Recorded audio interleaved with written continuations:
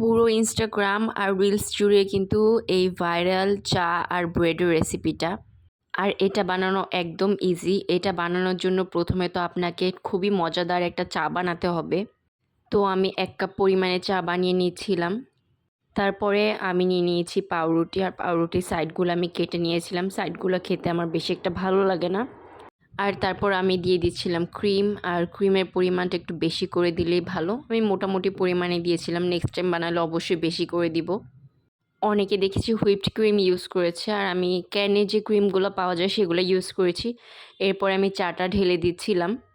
আর এই তো রেসিপিটা এতটুকুই, এত বেশি ইজি। আর এটা কিন্তু খেতে আহামরি অনেক বেশি মজাও বলবো না। যারা রুটি আর চা দিয়ে খেতে পছন্দ করে ডিপ করে, ওরকমই লাগে, জাস্ট একটু ক্রিমি লাগে এই আর কি। তো গরম গরম আমার কাছে খেতে ভালোই লাগছিল। কারণ আমি চায়ের মধ্যে রুটি ডিপ করে খেতে ভালোবাসি। রুটি কেন, আমি যেকোনো জিনিসই আমি চা দিয়ে খেয়ে ফেলি। আর আমি উপরে কোনো কোকো পাউডার ইউজ করিনি। আপনারা চাইলে উপরে কোকো পাউডার ও চকলেট সিরাপও ইউজ করতে পারেন, যার যেটা পছন্দ। Thanks for watching. Bye bye.